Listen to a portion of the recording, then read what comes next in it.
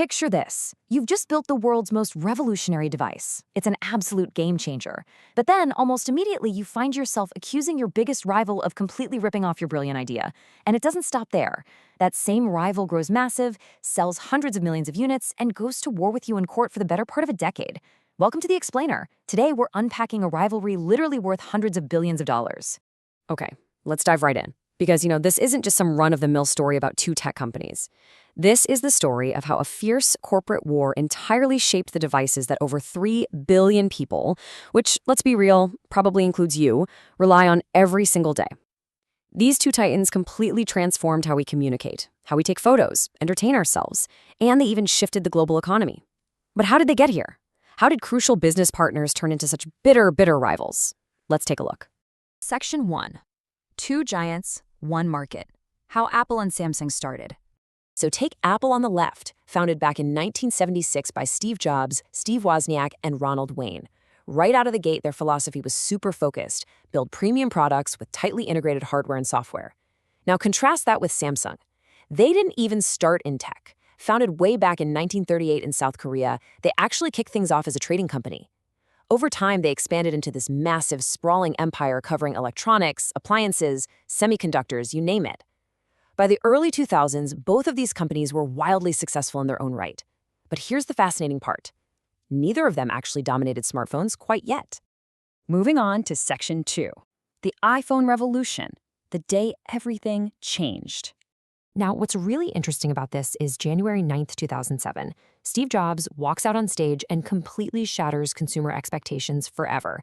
The iPhone drops with a massive touchscreen, entirely ditching those physical keyboards we were also used to tapping away on.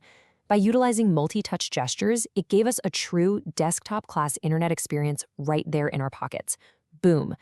The industry suddenly had a brand new benchmark. Manufacturers all over the globe had to scramble to respond to this massive disruption. And yeah, that absolutely included Samsung. But Samsung moved fast, like incredibly fast. They leaned heavily into Android, launching the Galaxy series to give consumers a distinct, really powerful alternative. They weren't just reacting, they were differentiating. They gave us larger displays, the ability to expand our storage, and a whole range of price points to reach pretty much every demographic. All of a sudden, consumers had two very powerful choices. The global smartphone war, it was officially ignited. Section 3. The billion-dollar war. The courtroom battle begins. So, as the market gets fiercely competitive, this battle actually spills out of the retail stores and straight into the courtrooms.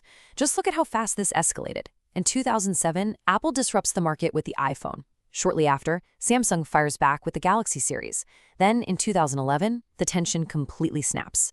Apple sues Samsung in the US, arguing they infringed on several design and utility patents regarding smartphone features.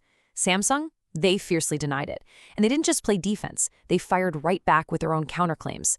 This legal dispute spread like wildfire across courts all over the world, turning into a massive multi-front war. And then we hit 2012. A US jury delivers its verdict. And the number was, well, absolutely staggering. Over $1 billion in damages were awarded to Apple. Now, while that specific amount got adjusted later on through further proceedings and appeals, that initial billion-dollar figure completely cemented this case as one of the most closely watched and dramatic legal disputes in the history of tech. Section 4. The frenemy twist. A surprising partnership. And this brilliantly illustrates the most bizarre paradox of this entire explainer. While these two giants were fighting cutthroat legal wars, they secretly relied on each other. Literally, at the very peak of their fierce courtroom battles, who do you think was supplying Apple with memory chips, displays, and vital semiconductor components? Yep, Samsung. It is a wildly fascinating reality, suing each other in the morning and buying and selling critical components from each other in the afternoon. It was this crazy mix of intense competition and absolutely vital cooperation. Section 5. Ecosystems versus flexibility. The real battle isn't just about patents. Because the truth is, their ongoing war is rooted in fundamentally opposed business philosophies. On Apple's side, the focus is a tightly integrated, closed ecosystem. You know, that beautifully manicured, walled garden. You buy an iPhone, and it works perfectly with your Mac, your iPad, and your Apple Watch, all tied together by integrated services for a highly controlled experience. Contrast that with Samsung. Their whole vibe is flexibility. Powered by Android, they offer a massive, broad product lineup. They are constantly pushing the envelope with varied hardware like foldable phones and relentless display innovation. This constant, fierce clash between the closed ecosystem and flexible variety is exactly what pushes tech forward and ultimately benefits you, the consumer. So, after all the lawsuits, the billions of dollars, and the intense battle for market share, who actually won? Well, the answer is both of them. It really just depends on how you measure success. Apple achieved massive overall company value and maintains incredibly high profit margins per device. They became an absolute financial juggernaut. Samsung, on the other hand, became a massive volume powerhouse, cementing itself as one of the world's largest smartphone manufacturers and a dominant global leader in semiconductors and displays. They both succeeded. They both heavily influenced modern technology. And most importantly, neither eliminated the other. Section 6. 5 powerful business lessons. What we can learn from this rivalry.